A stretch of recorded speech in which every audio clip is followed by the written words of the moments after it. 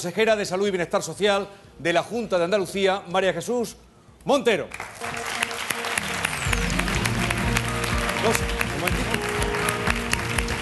Bienvenida. Se conocen, ¿no? Bienvenida. Bien, pues vamos a despedir al profesor Santiago Carbó. ¿Se ha sentido cómodo? Sí, sí, sí. Bien. Pero una cosa, profesor, ¿lo peor aún está por venir? Yo creo que no. Estamos en el momento de las grandes turbulencias, pero yo creo que esto tiene una salida larga, pero lo peor estamos empezando ahora a terminar. Esperemos que sea así. Muchísimas gracias por estar con nosotros, Santiago Carbó. Gracias. Y un aplauso para él.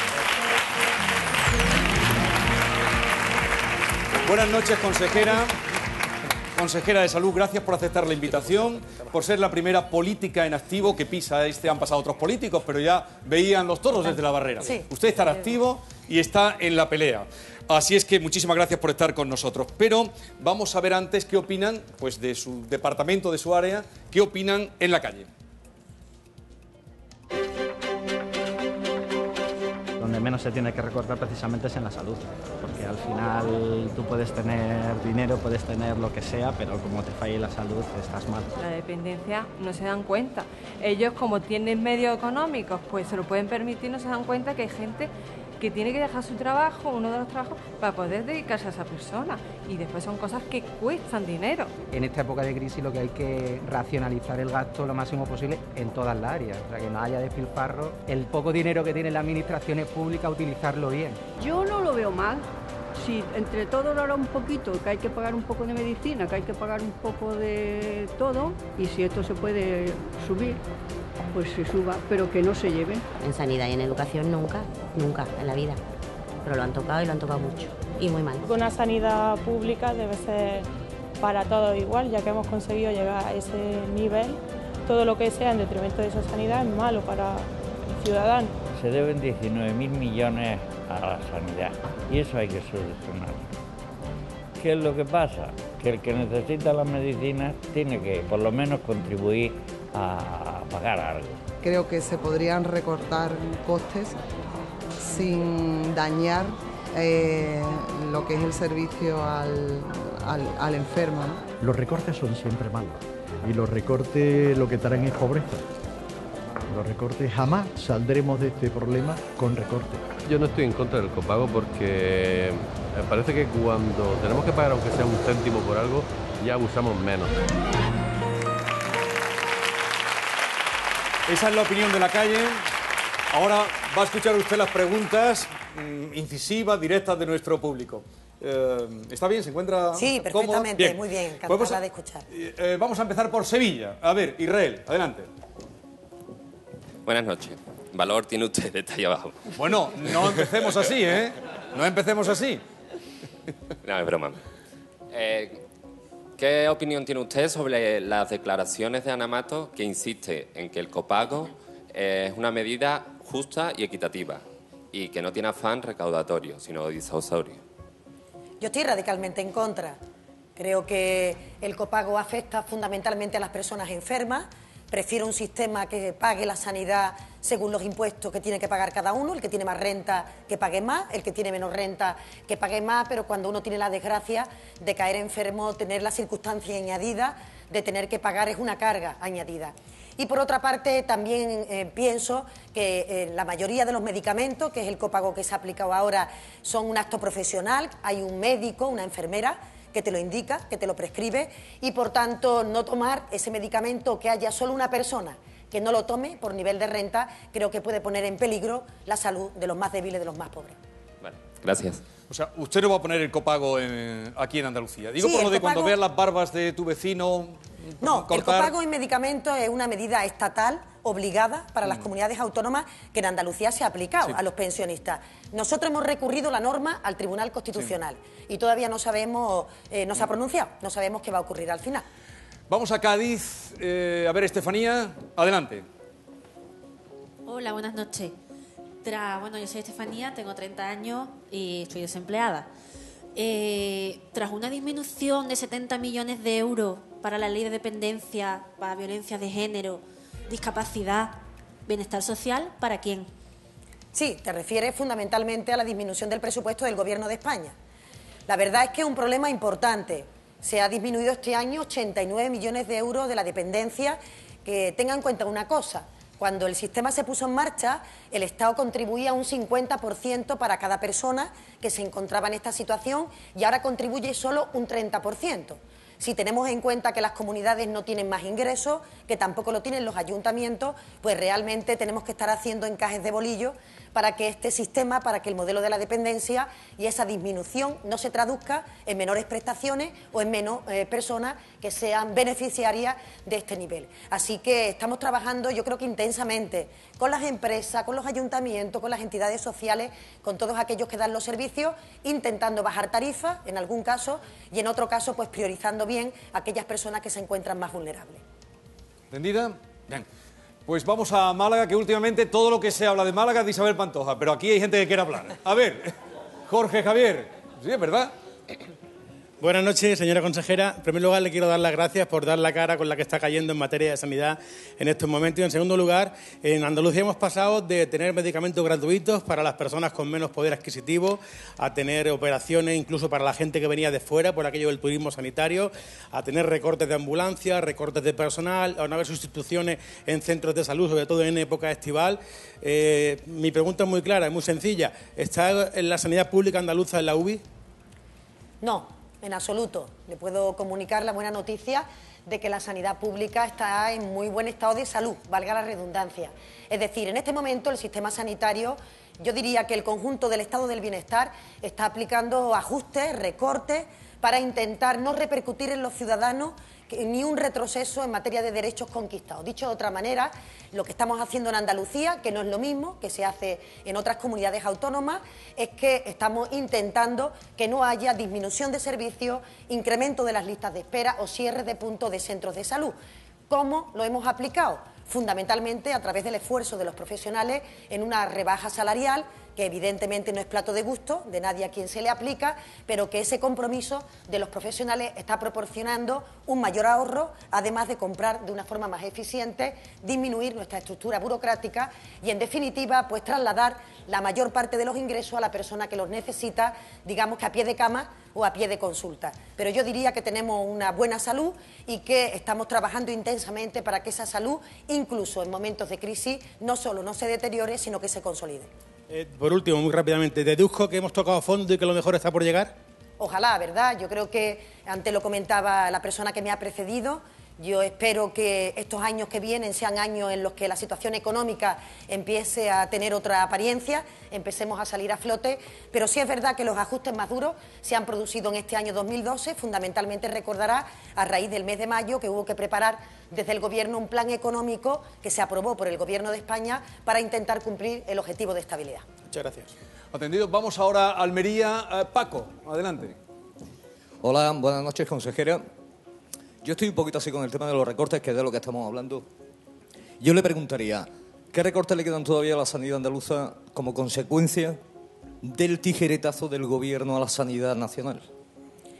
Yo diría que básicamente en los presupuestos del año que viene nos queda que desarrollar la subasta de medicamentos, ahorro en medicamentos.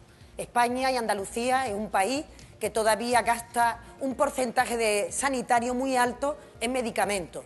Esto significa que el 20%, 1 de cada 5 euros que se destinan a sanidad, va a la compra de medicamentos. Y tenemos que introducir mecanismos que nos permitan, con la misma calidad, ser capaces de dar el medicamento a un precio más barato para las arcas públicas.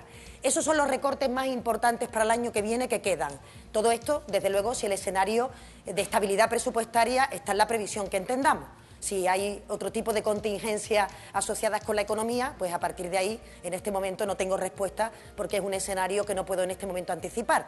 Pero con el presupuesto le diría que los recortes, los ajustes más importantes los hemos formulado y que, por tanto, farmacia sería uno de los capítulos a seguir profundizando el año que viene. Sí, pero por lo que usted está diciendo, la subasta que se va a ver para este próximo 2013, si no recuerdo mal, el Gobierno de la Junta de Andalucía siempre ha subastado los medicamentos, pero en este caso el Gobierno de España ha presentado un recurso ante el Constitucional precisamente por la subasta de medicamentos, si no recuerdo mal.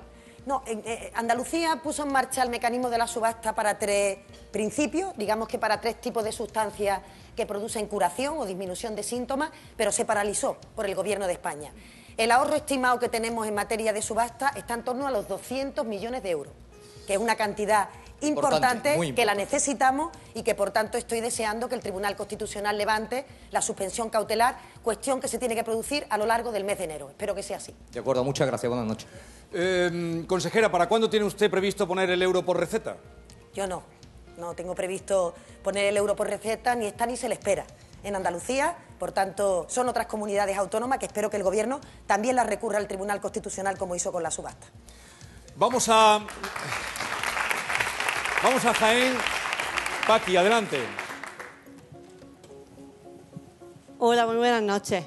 Mira, yo misma voy al seguro y el mismo médico no me atiende lo mismo por lo privado.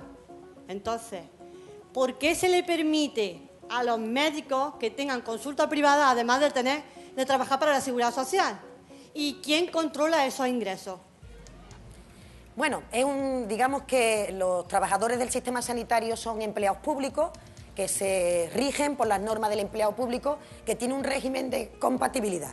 En este caso, incompatibilidad. Esto significa que presentan la actividad que desarrollan fuera y se entiende que hay determinada actividad que puede ser realizada porque se entiende que puede cobrar otro salario por su actividad privada.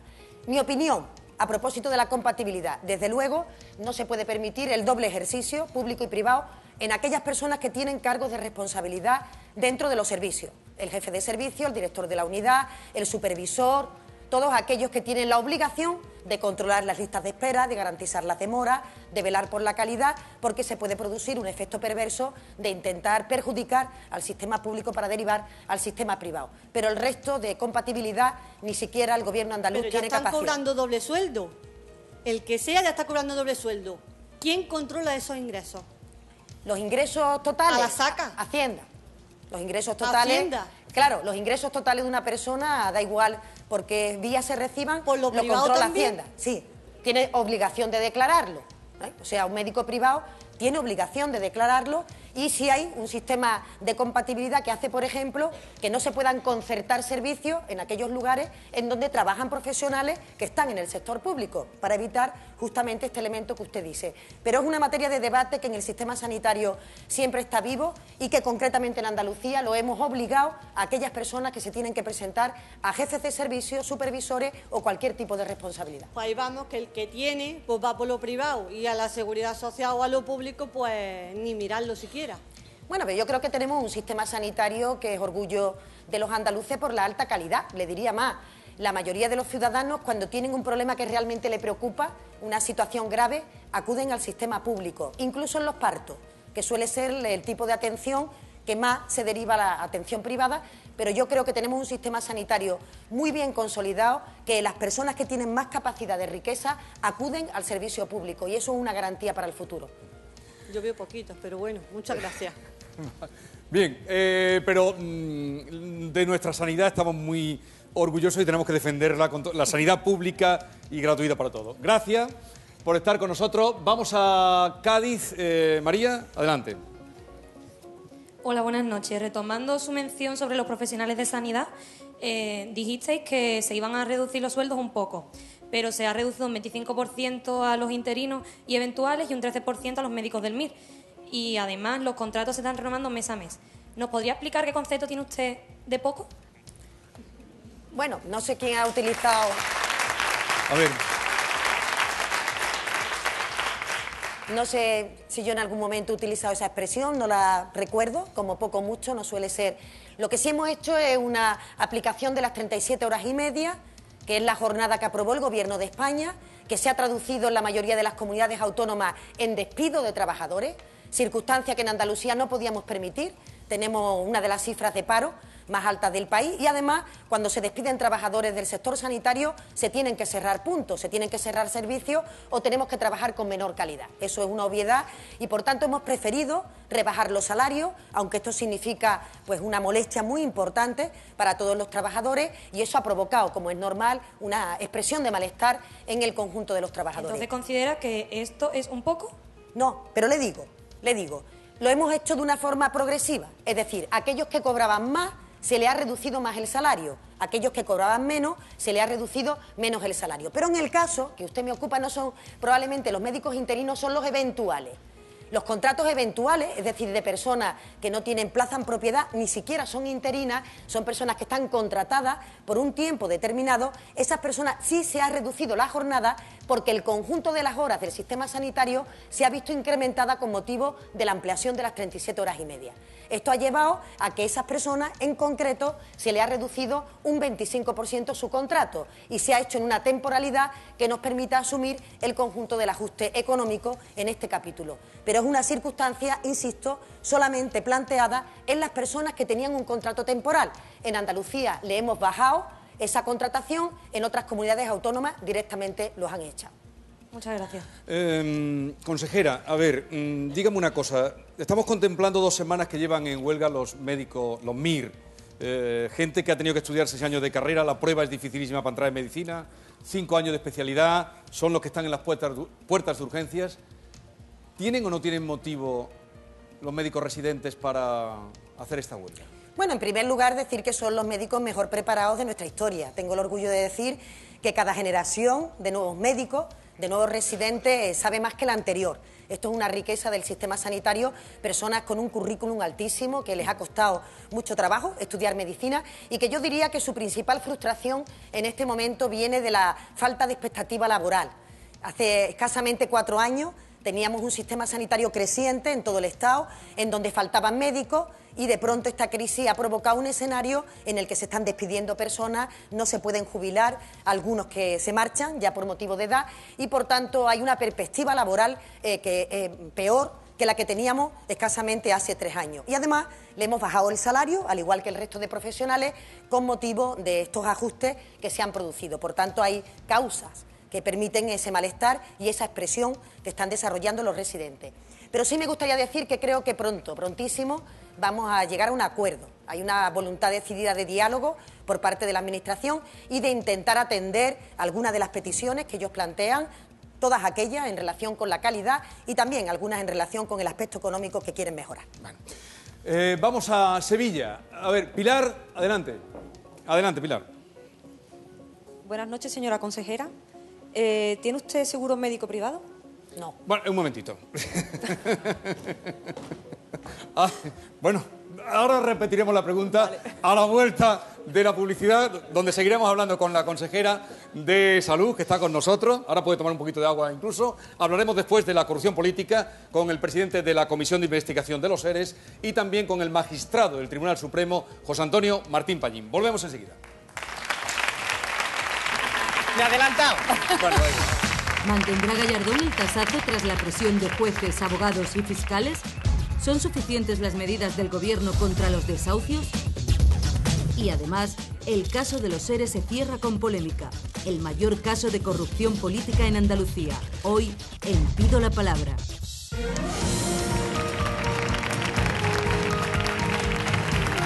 Estamos de vuelta.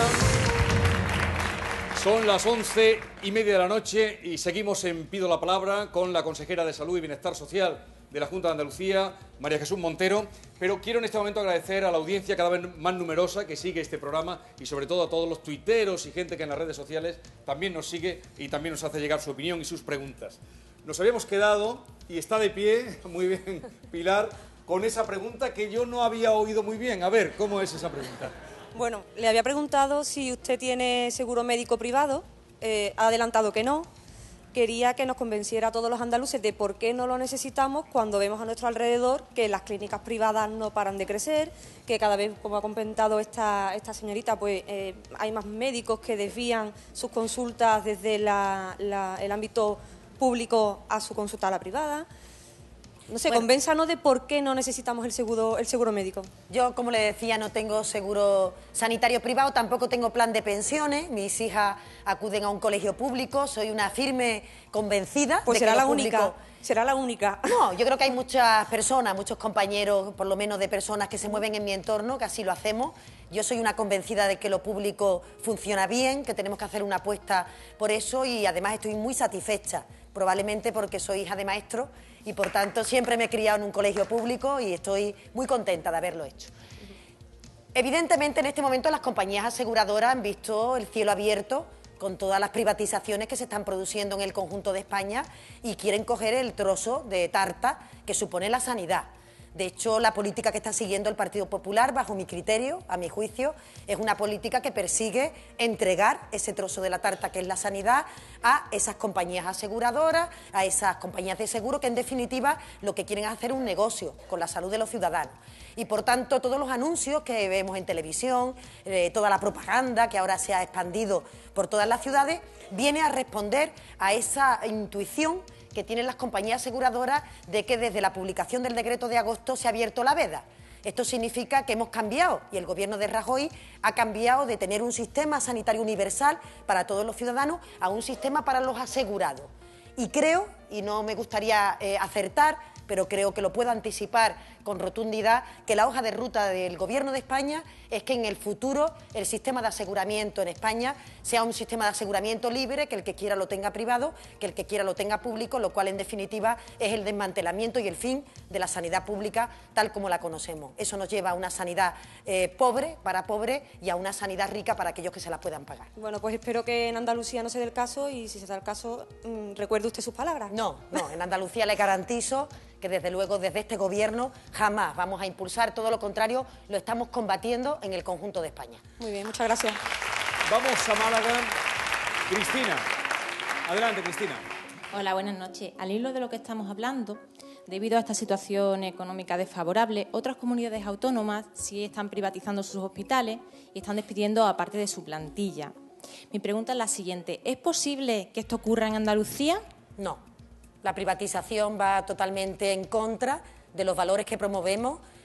Soy una firme defensora, lo decía antes, de lo público, pero además le voy a decir una cosa. Fíjese, se dice que es importante privatizar los hospitales, es lo que dicen los gobiernos de Madrid, de Valencia, donde se hace porque se cree que es más barato el servicio que se presta desde la sanidad privada. Y está demostrado en todos los países que han incorporado el sistema privado, está demostrado que al final el producto es más caro. Y en Andalucía el sistema sanitario es un sistema muy eficiente, eso significa que con un coste muy razonable permite dar una alta calidad de servicio, además distribuido en todo el territorio y por tanto no solo lo digo porque ideológicamente pienso que hay que hacer una defensa de lo público, sino porque está demostrado que los sistemas privados son más caros que los sistemas públicos. Si no existiera un sistema sanitario como el nuestro, en este momento de crisis habría que inventarlo. Gracias. Y entonces, esta noche usted nos dice a nosotros que no se van a privatizar en Andalucía ni se van a cerrar hospitales. Se lo afirmo con rotundidad. Muchas gracias. Vamos a Jaén. A ver, María del Mar, por favor, adelante. Hola, buenas noches, señora Montero. Se dice que la sanidad andaluza es universal y gratuita. Yo tuve una lesión en el codo y el médico de la Seguridad Social, el traumatólogo, me dijo que cuando terminara de tenerlo inmovilizado tenía que hacer rehabilitación y me dijo que de inmediato. Pedí cita en la Seguridad Social y me dieron para 2 meses después. Entonces tuve que optar o perder la movilidad del brazo o irme por lo privado y pagarme las sesiones de rehabilitación, lo cual opté por la segunda opción. ¿En dónde queda el concepto de universal y gratuita la sanidad andaluza? En ese caso totalmente anulado.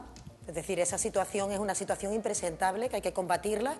Si no tenemos un sistema que permita que la persona se vea en el momento que lo necesita y no necesariamente por urgencia, que normalmente, pues evidentemente, eso es una cuestión que se hace, pero si no tenemos unas demoras aceptables en lista de espera, no solo para cuestiones graves, que no se tiene, sino para cuestiones más normales que le pasan a la mayoría de los ciudadanos, cataratas, juanetes, toda esta patología o una sesión de rehabilitación, desde luego todos los indicadores de calidad caen por tierra.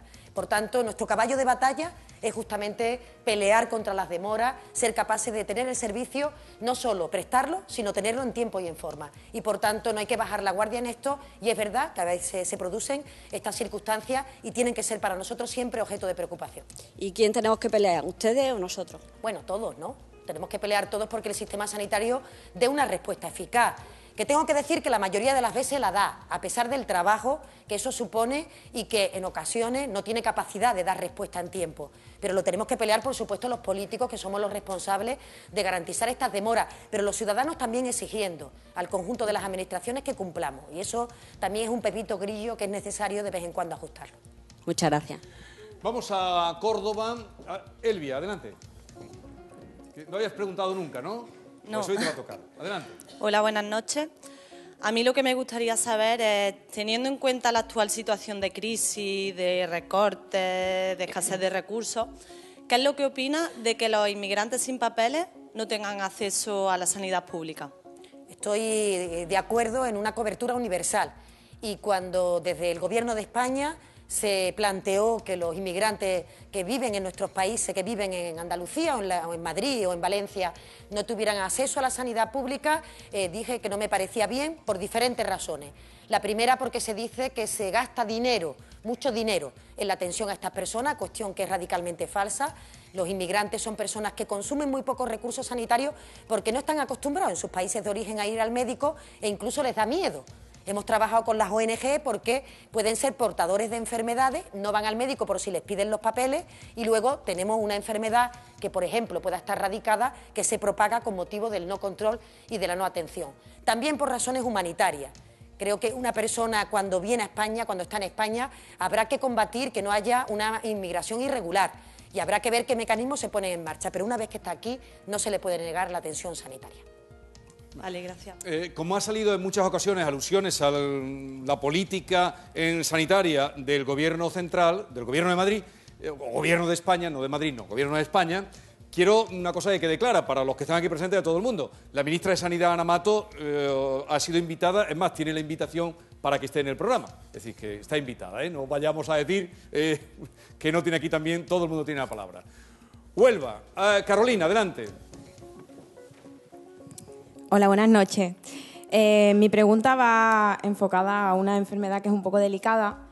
¿Me podría explicar cómo no hay presupuesto para la investigación de cánceres hereditarios y programas familiares, y si lo hay, para implantar televisores en salas de espera, hacer obras continuamente de cambio de estética a hospitales y salas de urgencias, o derrochar papel tontamente como se hace teniendo internet o correo electrónico? Bueno, en Andalucía el presupuesto de investigación lo hemos mantenido intacto en los últimos ejercicios presupuestarios a pesar de los ajustes. Esto significa que hemos preferido reducir las partidas en otros conceptos y que la investigación siga siendo un elemento fundamental del sector público. Sin investigación no hay avance, no hay oportunidades para las personas que no tienen curación para su problema o para su enfermedad. Y por otra parte, porque en Andalucía creemos que la investigación tiene que ser motor del desarrollo económico del futuro. Esto significa que no podemos solo atender lo urgente, tenemos que estar trabajando en lo importante, y el sector biotecnológico es un sector puntero que en Andalucía en el futuro tiene que tener mucho más relieve y mucho más peso. Lo que sí es verdad que han disminuido son los programas estatales de investigación, y puede ser que algún grupo concreto que se estuviera financiando a partir de esos programas, que se financian por el Ministerio de Innovación o por el Ministerio de Sanidad, haya caído. Pero nosotros hemos mantenido las partidas intactas, y le digo más, el presupuesto del año que viene crece la investigación un 10%, y eso es un esfuerzo de todos, porque las personas no pueden esperar a que salga la situación de crisis para encontrar solución a sus problemas de salud, y porque además eso genera empleo y empleo cualificado. Si eso es así, ¿me está diciendo que sí existe tal presupuesto, aunque más reducido? No, lo que le digo es que el presupuesto se mantiene intacto, es decir, que no está reducido el presupuesto de investigación, las convocatorias a los grupos de investigación en Andalucía sigue siendo la misma, pero los grupos se financian no solo con la aportación del Gobierno, se financian con competiciones que hacen en las diferentes convocatorias, en las que una administración puede sacar una partida reducida, como de hecho está ocurriendo por parte del Gobierno de España. Al final le llega menos dinero al equipo de investigación, pero nosotros nuestra parte la estamos manteniendo intacta. Perdona. Brevemente. Sí, muy breve. Es que me coge de primera mano y desde el Hospital Juan Ramón Jiménez se tiene otra noción de lo que es el presupuesto que se tiene para investigación, sobre todo en tema de cáncer. Tendríamos que ver entonces qué grupo se trata, sobre qué convocatoria concreta, quién la financia. Es decir, es un tema complejo, pero lo que sí tiene es mi compromiso por la investigación. Creo que el Gobierno andaluz se ha caracterizado por hacer un impulso a la investigación, fundamentalmente en las áreas que se prometen mejor, como las áreas que trabajan con células madre, con células embrionarias, con terapia regenerativa, con genética, y en todo ese campo no solo no podemos bajar la guardia, sino que la investigación de hoy es el futuro de nuestros hijos y de nuestras hijas. No podemos ni escatimar ni un solo euro ahí. Gracias. ¿Trabajas en sanidad tú, Carolina? Mi madre. Vale. Vamos a Cádiz. Antonio, adelante. Buenas noches, señora consejera. Yo tengo grabada la imagen en la retina de el señor Ortega Cano saliendo del Hospital Virgen Macarena, acompañado de 5 profesionales del hospital. Es una imagen pudiera parecer banal, pero que dice bien poco de la sanidad pública. ¿Nos asegura usted que los recortes no aumentarán el nivel de amiguismo, de nepotismo y de enchufismo sanitario? Curioso lo que usted plantea, porque le tengo que reconocer que a mí tampoco me gusta esa imagen. No me gusta esa imagen saliendo una persona famosa de un centro sanitario rodeado de personas, en algunos casos de profesionales sanitarios, celador o las personas que lo acompañan, haciendo declaraciones. Me produce un sentimiento doble. Por una parte, evidentemente, la intimidad que rodea la enfermedad es algo que tiene que estar innato, y hacer bueno, pues una portada de estas cuestiones siempre me provoca un cierto desasosiego. Por otra parte, sí me alegra que personas conocidas, que personas que tienen niveles de renta altos acudan al sistema público, porque esto es señal de que el sistema funciona y de que, por tanto, se tenga la renta que se tenga, se acude al sistema público. El señor Ortega Cano era una persona que tiene su nivel de aseguramiento, como el resto de los ciudadanos, tiene derecho a acudir al hospital, y cuando tuvo un problema tan importante, allí acudió. Y eso sí que es positivo, porque significa que da igual si uno es torero, hijo de un carpintero, albañil, te va a atender el mismo profesional con los mismos recursos. Y eso es una garantía. Pero no me gusta la foto de salida en la que se le da esa publicidad a ese tema. Y en el futuro, con respecto a los recortes en ese sentido, en el amiguismo, en el enchufismo, en listas de espera, etcétera. Pero bueno, eso no es amiguismo, eso es una persona que es famosa, que tiene derecho a acudir al hospital y que lo hace.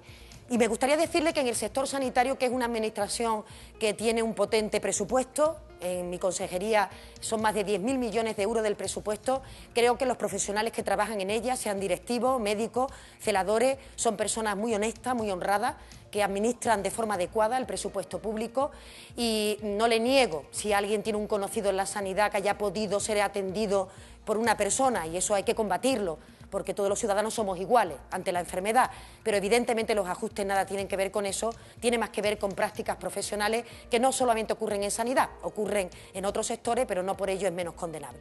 Muchas gracias. Vamos a Granada. Granada hoy está muy callada. A ver, Miguel Ángel, adelante. Hola, buenas noches. Soy Miguel, vengo de Granada, tengo 34 años, casado y con un hijo.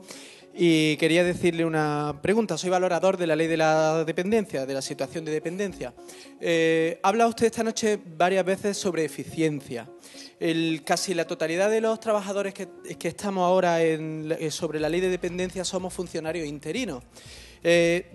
¿Por qué no se le da estabilidad a este tipo de trabajadores? Sería una forma de contribuir a esa eficiencia. Somos interinos, en cualquier momento podemos salir de nuestro puesto de trabajo y, sin embargo, se ha gastado muchísimos millones de euros en nuestra formación. ¿Eso sería eficiencia, mantener esos puestos de trabajo? Sí, sería eficiente que no tengamos que estar permanentemente formando a personas nuevas.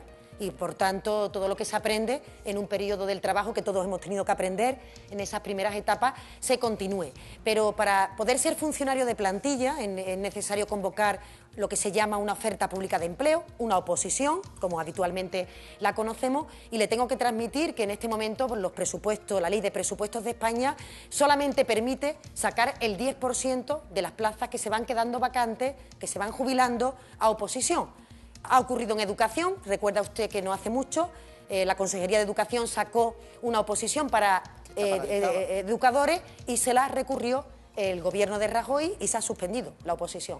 Por tanto, estamos en una situación en la que estamos maniatados para poder convocar ofertas públicas de empleo, pero soy partidaria de la convocatoria de este tipo de fórmulas de trabajo porque me parece que son eficientes. Claro, de hecho es que los que estamos trabajando como funcionarios interinos ya hemos superado una fase de oposición, conocemos que hay otras personas que también están trabajando para la administración pública y no son funcionarios, ni siquiera interinos, y sin embargo nosotros tenemos unas circunstancias que usted sabe cómo es la vida del interino. Entonces, si se pueden hacer leyes para otras cosas, tal vez sería el momento, mirando la eficiencia, de hacer algún tipo de ley o alguna manera legal que dé estabilidad a este tipo de trabajadores. Sí, que dé plaza en propiedad, porque la estabilidad, sí te digo que la tenéis garantizada los interinos, así como antes comentaba que en la situación de los eventuales es distinta, las personas que tienen un contrato temporal sí es distinta, porque hay realmente en ese caso una dificultad de sostenimiento del empleo, pero las personas interinas sí tienen un compromiso de estabilidad y por tanto no creo que haya ahí ningún tipo de incertidumbre para el futuro, pero sí que me gustaría a mí poder convocar ofertas públicas de empleo porque creo que eso da una mayor también solvencia a toda la plantilla y a las personas que trabajan con nosotros. Muchísimas gracias. Gracias, Miguel. Vamos a Córdoba. Lorena, adelante. Buenas noches, señora Montero. El copago sanitario tiene algunas excepciones, como es el caso de los enfermos crónicos. Pero ¿hasta qué punto esto es así? Por ejemplo, en el caso de los enfermos de VIH, ¿cómo le ha afectado a un portador de VIH o cómo le ha afectado el copago sanitario sabiendo el coste tan grande que supone su tratamiento? Concretamente para el colectivo de los VIH son medicamentos que se suministran, que se dan en las farmacias de hospitales, es decir, que no están en las oficinas de farmacia, que habitualmente están en nuestros pueblos y en nuestras ciudades, y esos medicamentos son gratuitos. Afortunadamente, en este caso, para todas las personas que recogen la medicación en el hospital, no ha habido que incorporar, por decisión del Gobierno de España, el copago, que sí es obligatorio para todo lo que se retira de las oficinas de farmacia. Pero me preocupa una cosa, el Gobierno de España está preparando un copago de transporte y un copago de ortopedia. Me preocupa especialmente el de transporte porque hay muchas personas que se tienen que desplazar muchos días a los centros sanitarios. Y las enfermedades oportunistas también, las enfermedades oportunistas también que acarrean esta enfermedad. Claro, entonces, en este momento, justamente nuestro caballo de batalla con el Gobierno de España está en relación a que no se incorpore ese copago en transporte que afecta a personas con diálisis, que afecta a pacientes oncológicos que tienen un cáncer, que se tienen que desplazar de un pueblo a una ciudad y porque eso pone en peligro lo que nosotros llamamos la cohesión de Andalucía. Es decir, una persona no puede tener más acceso o menos acceso o que le cueste más o menos la sanidad por el hecho de vivir en un pueblo o de vivir en una capital. Y si se produce copago en transporte sanitario, se puede producir esa desigualdad. Rápidamente, le pediría que la Consejería de Salud y Bienestar Social no se olviden de todas las entidades, asociaciones y ONG que hacemos una labor muy grande en Andalucía y muchas están cerrando por falta de financiación. Son nuestra alma, no nos podemos olvidar. Bien, pasado mañana, día 1 de diciembre, es el Día Mundial del SIDA. ¿Cuántos enfermos de SIDA está tratando la sanidad pública en Andalucía? Bueno, pues nosotros aproximadamente unos 5.000 enfermos, que es una cifra importante, pero que afortunadamente el SIDA, me gustaría trasladar con claridad, que hace escasamente 30 años era una enfermedad de mal pronóstico y que ahora es una enfermedad que tiene un tratamiento muy eficaz y que por tanto permite plantear una esperanza y una perspectiva muy importante para los enfermos. Y además, la prueba del SIDA la pueden pedir en cualquier lugar, está abierto para... A ver, Almería, Fabricio, adelante. Hola, buenas noches.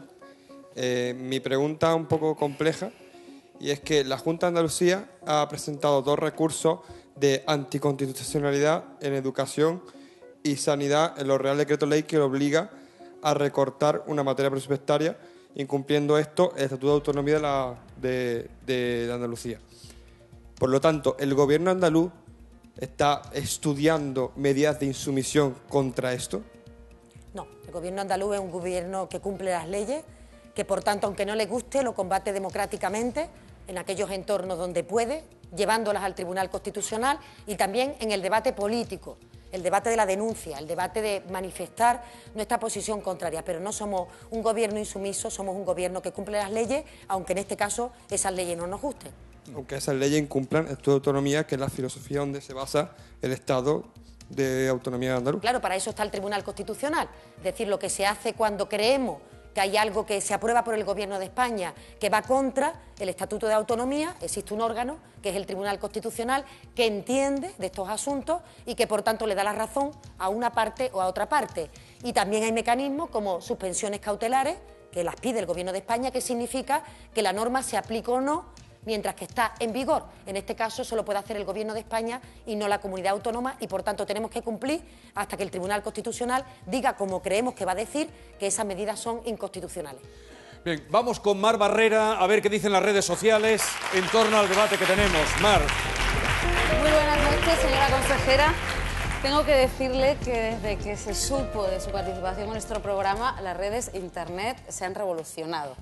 Hay muchísimas preguntas y me atrevo a decir, aunque lo corroboraremos al final, que usted ha sido la invitada que más preguntas ha generado.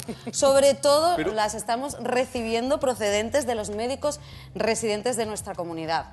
Y como portavoz de la sociedad tengo que decirle que están bastante enfadados por su situación laboral y, entre otras cosas, preguntan por las 10 horas de guardia mensuales que han dejado de cobrar. Se quejan de que sin esas guardias sus sueldos netos se reducen a 990 euros mensuales. Vamos a ver, el sueldo de los residentes en Andalucía, y no me gusta mucho hablar de salario, porque siempre se puede interpretar de manera confusa esto de los salarios, pero la retribución es brutal, con las guardias incluidas. De un residente R1 en Andalucía está en torno a los 24.000 euros anuales y de un R5 en torno a los 35.000 euros anuales. Luego la retención que tenga cada uno pues dependerá de otros factores, pero esas son las retribuciones promedio que tienen los residentes en nuestra comunidad.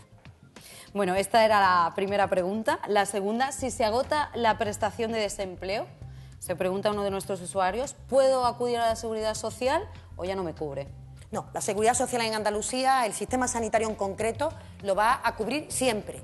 Es decir, una persona tenga o no tenga en ese momento situación de desempleo o esté incluso en alguno de los supuestos que el Gobierno de España ha planteado de no beneficiario, nosotros le vamos a dar cobertura. Y en este sentido hemos manifestado con toda claridad que estas personas acudan a nuestros centros sanitarios, que seguirán siendo atendidas, igual que los inmigrantes, en las mismas condiciones que venían siendo atendidas anteriormente. Porque es verdad que por la norma del mes de agosto se ha excluido del sistema sanitario a algunas personas, pero en Andalucía vamos a atender a todas las personas con independencia de su condición. Y tercera pregunta, ¿cómo está afectando el caso de los ERE falsos a la salud del PSOE? Bueno, yo creo que es un asunto desgraciado del que todos nos avergonzamos tremendamente.